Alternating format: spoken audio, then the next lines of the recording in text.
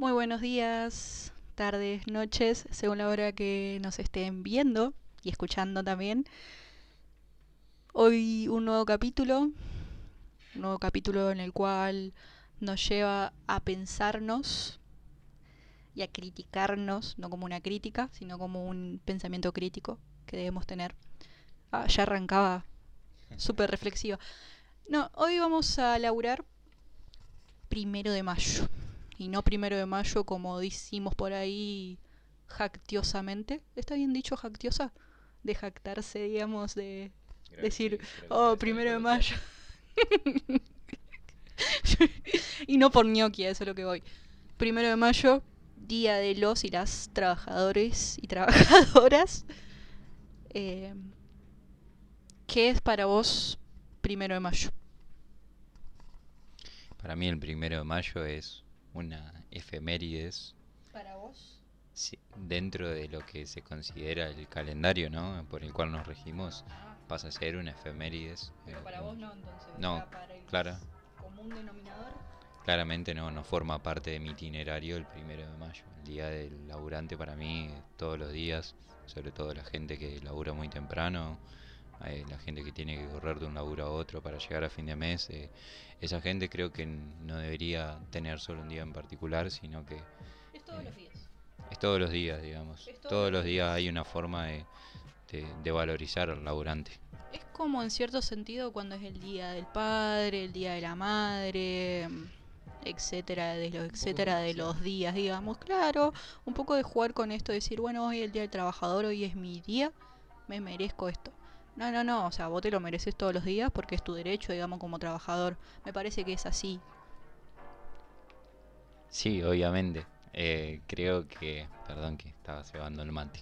Eh, Creo que sí, cuando se instala esto, ¿no? De festejar el Día del Trabajador, de repente también existen ciertas opiniones de gente que sostiene que, bueno, que el laburante no puede tener ese rato de ocio, de tomarse un vino, de comer un buen asado. Bueno, ahora ya no va a comer asado, pero de comerse algo en familia, como que si no es digno de eso, y más bien debería estar trabajando, porque algunos piensan que la forma de valorar el trabajo, así como se manifestaron hace unos días por el tema de la educación, diciendo que la forma de defender la educación es no manifestándose, con el laburo me parece que también juegan con ese discurso, con esa doble moral. Y era lo que pasaba también en su momento, y digo, y nos remontamos a 1890, época ultra conservadora, eh, en donde se jugaba eso, ¿no? De que si salías, perdías el laburo o bueno, o sea, podían echarte o podía pasar un montón de cosas. Echarte creo que es lo más Sí, lo más tranqui. tranqui que te podía pasar en ese momento. Sí, parte de una época totalmente de cero derechos, ¿no?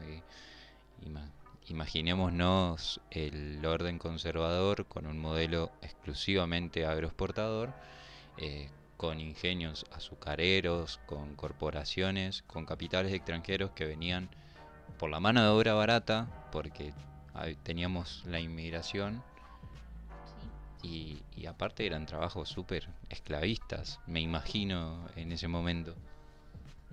Sí, y también en 1890, si mal no recuerdo, 90, estaba Juárez Selman, que fue el primer default que pasó en Argentina. Sí, Juárez Selman nos llevó a la primera crisis, sí, demasiado que había aguantado. Aparte debíamos mucha plata.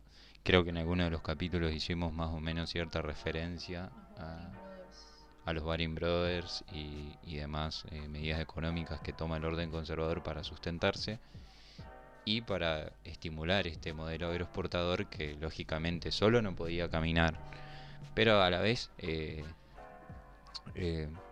también darle lugar a ese oligopolio, ¿no? Porque no era que todos producían y todos tenían su parcela o su lugar y todos iban a ser productores que iban a exportar, sino que más bien la cosa estaba bastante reducida. No sé si tomar o agarrar el micrófono. Con esto de lo que vos hablaste, de lo que es de que en sí algunas personas, y no digo todos, capaz que el común denominador, o hacen que el 1 de mayo se piense como una efemérides. Host One lo va a tomar como una invención de la tradición, o sea, es decir, que lo van a tomar como parte ideológico de todas esas costumbres que van a suceder. Pero también este 1 de mayo se va a dar primero en 1889 por la convención en París, que anteriormente fue lo de Chicago. Y en Argentina, porque nosotros nos vamos a contextualizar en Argentina y no en Estados Unidos, porque nosotros no queremos ser cipayos, pasaba que se empezaba como a gestar estas manifestaciones, pero de parte de los socialistas y de los anarquistas, que ya tenían como una tendencia marcada contraria, ¿no? O sea, estaban ya en contra de ellos mismos. Sí, existía el divorcio entre el socialismo y el anarquismo.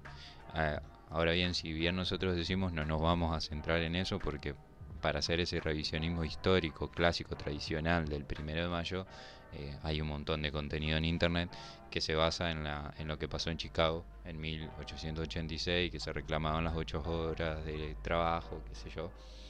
Y que justamente tiene conexión y tiene enlace, obviamente, porque los manifestantes, los que son ahorcados, son anarquistas. El anarquismo llega a la Argentina, obviamente, de la mano inmigrante, y empiezan de a poquito a gestar, como decía la compañera, y a organizar los primeros movimientos obreros, muchos de ellos conocidos, por ejemplo, de los panaderos, también de los sectores incluso tipográficos. Hubo un antecedente en Buenos Aires mucho más primitivo de lo que era la organización obrera, la Unión Tipográfica Bonaerense, allá por el 1857 y así sucesivamente. Tal cual. Ahora que vos dijiste lo de panadero, recordé porque en su momento viste que los panaderos fueron como los primeros, no quiero decir sindicatos, pero sí lo que empezaron a moverse contra el gobierno conservador, llamando a sus facturas vigilantes, no me acuerdo. De monja, hay algo de monja ahí que... Bueno, si ustedes recuerdan cómo... O sea, hay un montón, Vamos a darnos el digamos. gusto igual de buscarlo, digamos. El fraile. Fraile. eh, Bueno, ahí. así sin más, como para darle esa batalla, ¿no?, cultural a este gobierno conservador. Y estos, bueno, el socialismo, por un lado, lo que ellos querían, como tenían dos aspectos, ¿no? Que era, por un lado, el reclamo del Estado para tener leyes protectoras, y ojo, porque son leyes protectoras, no un Estado presente. Y por el otro, esa festividad, ¿no?, entre comillas, festejar el Día del Trabajador. Sí, y acá estaba retomando con lo que decía la compañera, ¿no? Eso es muy importante, me parece, destacar lo que dijo. Leyes protectoras. No hay un Estado que se esté responsabilizando, digamos, por lo que le pueda pasar al laburante en esas condiciones totalmente precarias, que no hablemos ni de salud, porque no existía un régimen. Totalmente insalubre. Totalmente insalubre. Sí, aparte en las regiones por ahí un poco complicadas, ¿no? O sea, de frío, en La Pampa o en Tucumán, en el calor, digamos, no creo que haya sido lo más sano posible. Pero empiezan a marcarse desde ahí, como decíamos, esas tendencias, el socialismo y el anarquismo por un lado, ¿no? El anarquismo en un carácter más radical, que cada vez que se sucedía el 1 de mayo, y que a partir de 1889, como dice la compañía, se empieza de algún modo en Argentina a hacer un poquito de ruido, ¿no? Porque todavía no era el Día del Trabajador.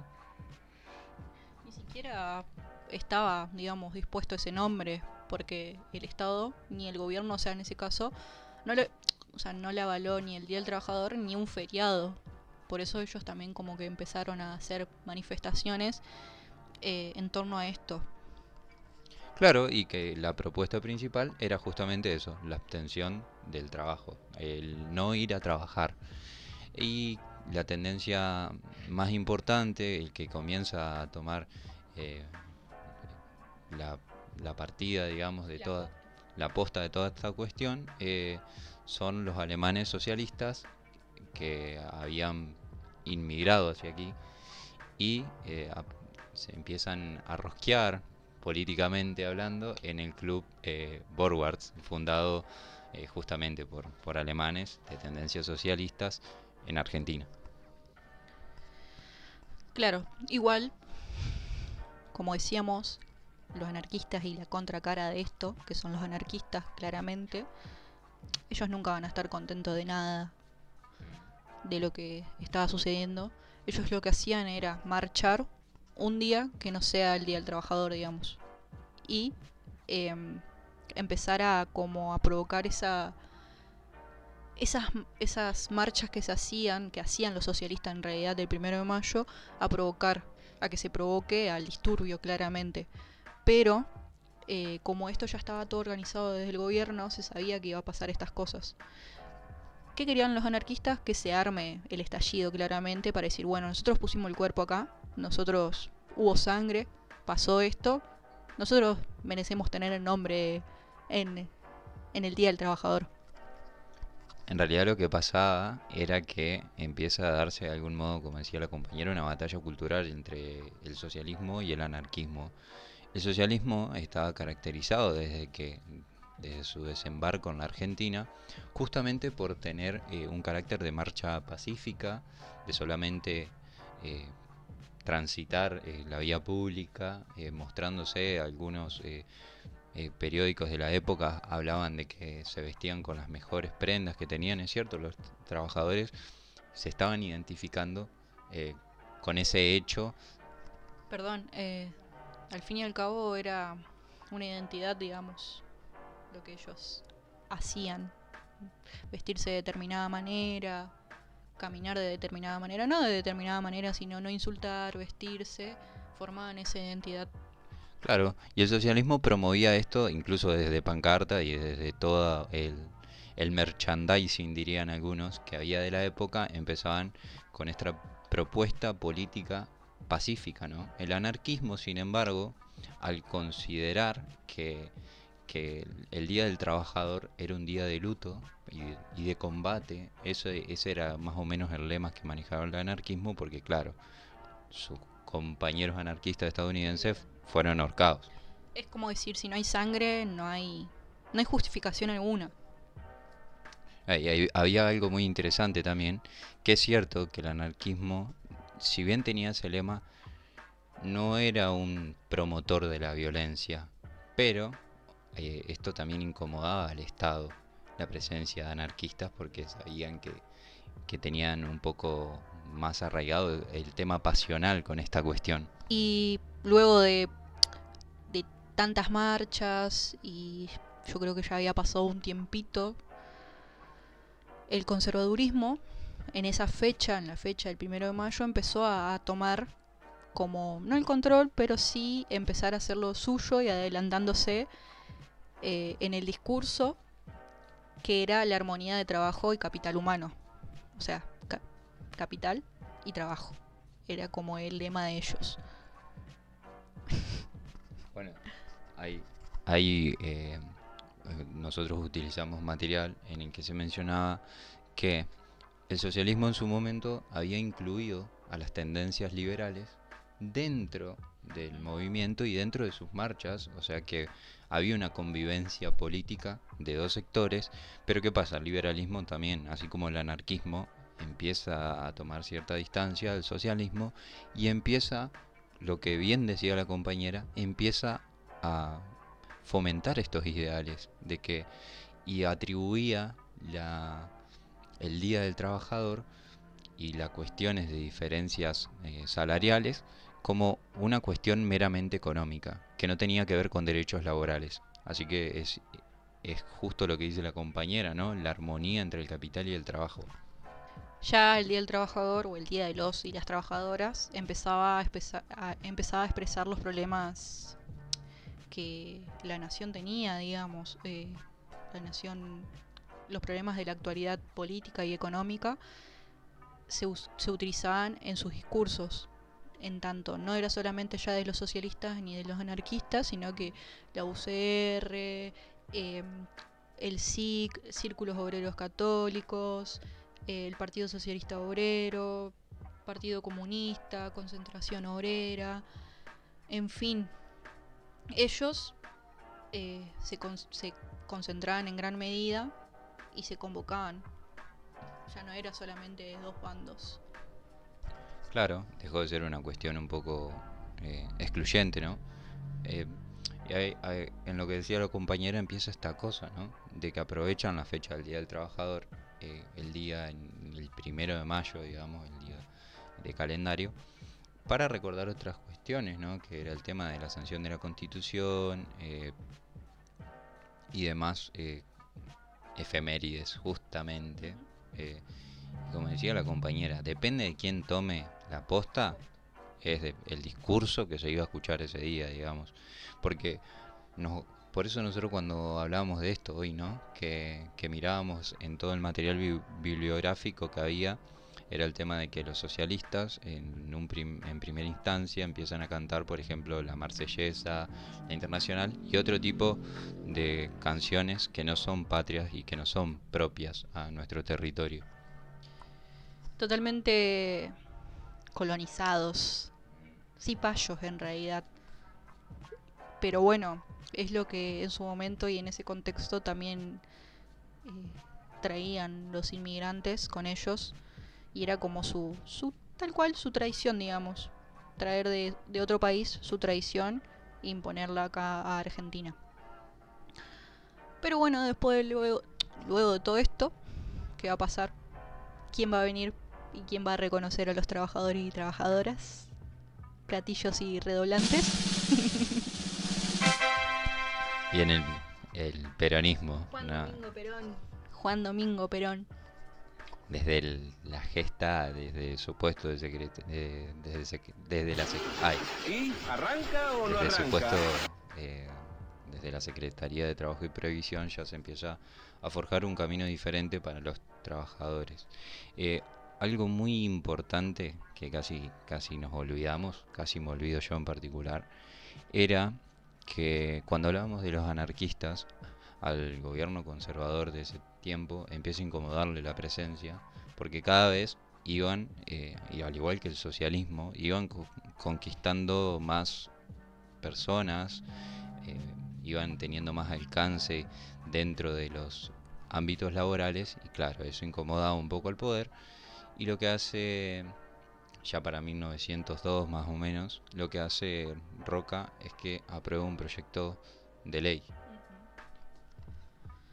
Sí, ese proyecto de ley era de residencia, que era que los inmigrantes, corregime si estoy mal porque no recuerdo, eh, debían irse o debían volver a su nación, digamos.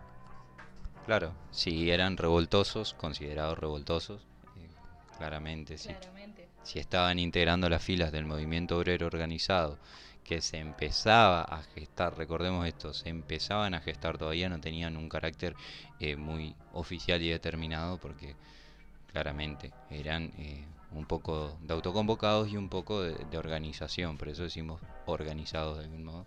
El gobierno, como decía la compañera, te mandaba con boleto de vuelta. Inclusive ni el gobierno de Irigoyen, que fue el gobierno que asumió, digamos, con las elecciones, con la ley San Peña de 1916, perdón si me equivoco, que no recuerdo, 1916. Sí, 1916, él asume en 1916 hasta 1929. Eh, Inclusive ni con él. Y eso que supuestamente era lo más democrático, si se quiere. Eh, los trabajadores y trabajadoras le seguían exigiendo también contrato de alquiler, Sí. jubilaciones. contrato laboral. Todas cuestiones que venían, o sea, recuerden que la gran inmigración y esa masividad, no solo porque en Europa la cosa se complica, contexto internacional, sino que vienen acá porque venían con las promesas que le habían hecho desde el conservadurismo para estimular ese modelo. En fin, ellos querían mano de obra barata, entonces te vendo el espejito de que vas a tener casa, de que vas a tener oportunidades. Y acá lo único que te daban era un boleto para llegar a tu destino y en todo caso hospedaje, pero nada más. Tal cual, nada que tenga que ver con sus derechos, con los derechos que Perón reivindica, digamos, en 1946-47. Qué importante, ¿no? La palabra derecho. Derechos sí, porque ellos hablaban de leyes protectoras, que nada tenía que ver, digamos, y que tampoco había un Estado presente. Ahí está. Políticas de Estado se llama. Bueno, ya en el gobierno peronista, esa organización obrera empieza a tomar un carácter un poco más formal, ¿no? Más formal, empieza a tomar otro color en realidad la sociedad, el contexto actual, porque recordemos que todos los contextos que pasaron fueron diferentes. Depende del contexto, va a depender la sociedad también, ¿no? Siempre va a depender de eso. Y va a depender el gobierno que esté, claramente. Si no, hoy no tendríamos un Milei. Bueno, y retomando con lo que decíamos, de que el movimiento obrero pasa de la organización, de algún modo, a la consolidación, ¿no? Es un paso muy importante porque desde las legislaciones previas de Perón en su puesto de secretario, cuando recién asumen en 43 como secretario de Trabajo y Previsión, empieza a organizar el movimiento obrero y a generar esas simpatías entre los sectores que, como vimos previamente, había una situación de divorcio. Esa situación de divorcio me refiero a los partidos socialistas, partidos anarquistas, e incluso llega a conquistar y a juntar dentro de sus filas aparte del Partido Comunista, ¿no? Que en su momento, ya hablamos un poquito, nos vamos un poquitín más adelante de la historia. ¿Qué pasa? El Partido Comunista se forma en las líneas de la Unión Democrática, es decir, se vuelve antiperonista, toma ese carácter y claramente toma esa postura y después, en aires de arrepentimiento, ¿no? Al igual que todos los otros movimientos, decide bajar línea entre sus seguidores para que se afilien a la Confederación General del Trabajo. Que la Confederación Federal de Trabajo fue con Perón. Venían desde antes. Venían desde antes. Sí, CGT. Lo que hace es darle una respuesta por parte del Estado. Claro, hay el Estado. Va a haber un Estado presente, a eso es lo que voy. Sí, la sindicalización viene de la mano del Estado. El Estado fomenta. Además, Perón también lo que fue es que concedió un decreto a los y las trabajadoras, en este caso, que el decreto lo que hacía es que podía otorgarle al sindicato el reconocimiento para facultar y negociar con los empleadores, digamos, que las empresas, o sea, que los empleadores puedan negociar con esas empresas. Claro, a través de la representación del sindicato, reconocidos estatalmente, entonces lo que hace es que el sindicato tenga la autorización del gobierno para hacer las negociaciones finales, digamos, en representación de los trabajadores, ¿no? Quedaría una cosa así. Bueno, lo que va a pasar con el gobierno peronista también es que el Ministerio de Trabajo le da la facultad al sindicato, a través de una especie de poder nacional que le cede, de que se alineen todos bajo el mismo orden nacional, en este caso la Confederación General del Trabajo, y las funciones que van a tener es que van a negociar directamente con las empresas o los empleadores, en representación de los intereses de los trabajadores. Y todas estas funciones van a estar reguladas por el Estado, es decir, que el Estado tenía la facultad y le debería imprimir, en realidad le debe imprimir al sindicato que luche y vele por los intereses de los trabajadores. Es decir, de una organización obrera primitiva, que solo, perdón, sin ánimos de desprecio, ¿no? Pero que se organizaba una vez al año para hacer una marcha, se pasa a la sindicalización, con lo que eso representa. Acá la compañera, fuimos testigos, ¿no? de las acciones sindicales. ¿A qué acciones sindicales te referís? Están las acciones sindicales y las acciones sindicales. Cuando fuimos a ver a la compañera Cristina. Ah, sí. Pero más allá de eso, los sindicatos, afiliarte a un sindicato también tiene un montón de beneficios. Como por ejemplo, bueno, cuando te vas de vacaciones y tenés el descuento, te podés ir, no sé, a algún lugar X de bueno, vamos a poner acá de Entre Ríos, te vas a un, no sé si es alojamiento, si te vas a un alojamiento, ves los lugares que hay y te hacen descuento. Esa es maneras también de tener derechos. Obviamente. Que antes no había. De estar afiliado también, podés tener un montón de beneficios. A la salud también, podés tener obra social. Eso es lo más importante. Así que, bueno, con respecto a lo que concierne a los trabajadores, los derechos que ellos tenían dentro del contrato de trabajo, que es la ley 20.744. Bueno, entre ellos era el derecho al trabajo, derecho a la retribución justa, el derecho a la capacitación laboral, derecho a condiciones dignas de trabajo, derecho a la preservación de la salud, que lo hablamos recién, derecho al bienestar, derecho a la seguridad social, derecho a la protección de su familia, derecho al mejoramiento económico, porque teníamos soberanía económica también, derecho a la defensa de los intereses profesionales. Y ahora, digo, ¿no? Qué lejos que estamos de volver a pensarnos, como bien lo decía al principio del video, ¿no? Pensarnos críticamente